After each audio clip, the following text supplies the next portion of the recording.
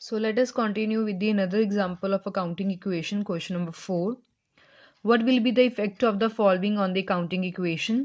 आपको 4 transactions given है, उसका effect क्या होगा accounting equation में? So let us study. The very first is Harish started business with cash 18,000. Harish ने 18,000 के साथ बिजनेस को शुरू किया. सो पैसों के साथ उसने शुरू किया तो हमारी एक एसेट बन जाती है.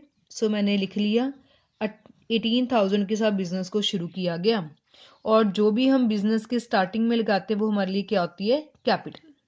लाइबिलिटी कोई हमारी नहीं बनी, तो इसका टोटल किया आ गया 18,000, इसका टोटल किया 18,000 एंड लाइबिलिटी 0. लाइबिलिटी और कैपिटल का टोटल 18,000 बन रहा है, that is equal to total of asset, मतलब इक्वेशन जस्टिफाई हो रही है. Second, purchase goods for cash 5,000 and on credit 2,000. ये ध्यान से देखना है, गुड्स खरीदी गई 5,000 रुपया देकर कैश के लिए और कुछ उधार पे. सो 5,000 रुपया हमने कैश दिया और बाकी हमने उधार पे लिया. सो कैश के ऊपर इफेक्ट पड़ना चाहिए, बिल्कुल पड़ेगा, क्योंकि पहले हमारे पास कैश था 18,000 का, उसमें से हमने 5,000 रुपया दे के गुड्स खरीद ली हैं, तो 18 में से 5,000 हमारा चले गया. अब हमारे पास कैश कितना रह गया? 13,000. आपने गुड्स खरीदी हैं, उसको हमने बोल दिया स्टॉक. टोटल गुड्स आपने कितने की खरीदी हैं? 5,000 रुपया कैश दे के और 2,000 रुपया उधार पे, तो टोटल अपने 7,000 की गुड्स खरीदी हैं. बेशक उधार पे ली हो, बेशक कैश दे के ली हो, गुड्स तो हमारे पास आ गई ना 7,000 की. 5,000 प्लस 2,000. ये आपने कैश पे ली थी तो हमने कैश में से माइनस कर लिया. ये आपने उधार पे ली है, सो उधार हमारा क्या होता है? लाइबिलिटी. सो क्रेडिटर बन गए आपके 2,000 के, तो कैपिटल के ऊपर कोई इफेक्ट नहीं पड़ेगा. दोबारा देख लेते हैं. टोटल गुड्स आपने खरीदी 7,000 की, 5 प्लस 2, उसमें से आपने 5,000 रुपया कैश दे दिया. सो मैंने कैश को 5,000 से कम कर दिया. 2,000 रुपया आपने उधार पे लिया है, तो हमारी एक लाइबिलिटी बन गई 2,000 की. टोटल गुड्स हमारे पास आ गई 7,000 की. इसका टोटल किया, ये आपके पास आ गया 20,000, ये आपके पास आ गया 2,000, ये आपके पास आ गया 18,000. अगर टोटल चेक करें 18 plus 2,000 comes to be 20,000, that is equal to asset. Equation justify हो रही है. Third, sold goods for cash 4,000 costing 2,400.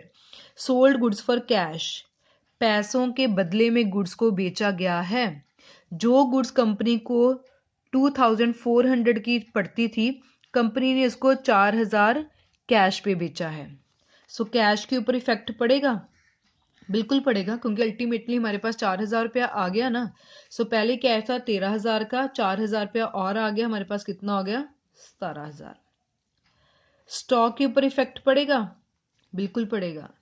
हमने 2,400 का स्टॉक बेचा, 4,000 पे बेचा, बट स्टॉक तो हमारा 2,400 का कम हुआ ना.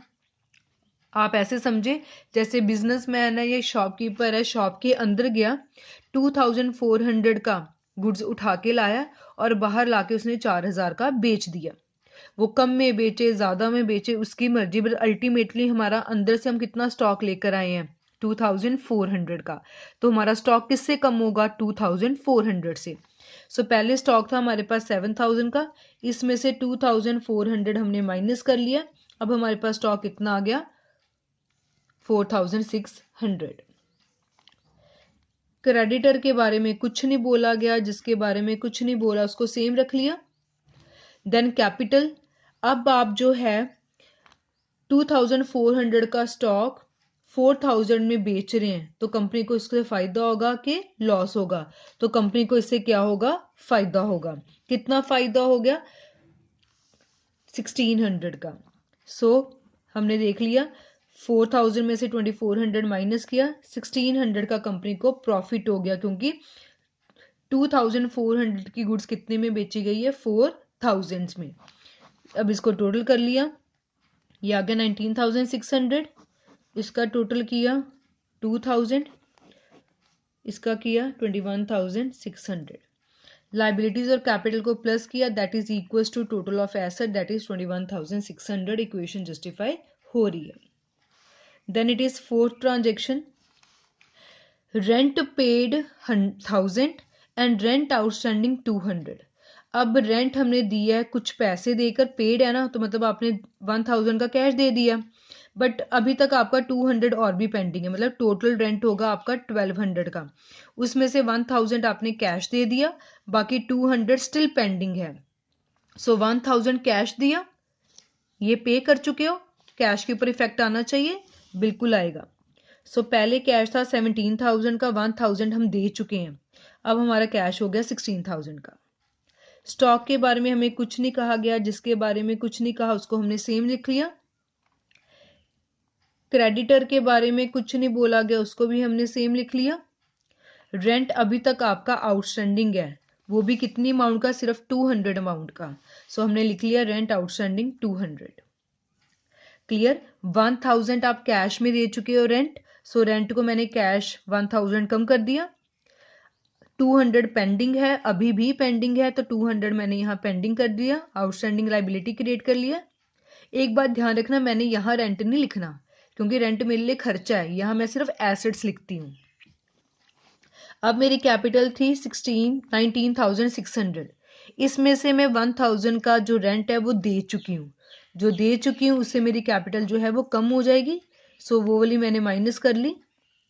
और जो आउटस्टैंडिंग रेंट है वो कभी ना कभी तो देना ही पड़ेगा ना, तो उससे मेरी जो कैपिटल है वो बट ऑब्वियस है कभी ना कभी तो कम होगी, सो उसको भी मैंने माइनस कर लिया। इसका टोटल किया, ये आपके पास आ गया 2200, इसका किया, ये आपके पास आ गया 20,600। अगर हम लाइबिलिटीज और कैपिटल को प्लस करें, 18,400 and 2200 that is equals to total of asset 20,600, and equation justify हो रही है।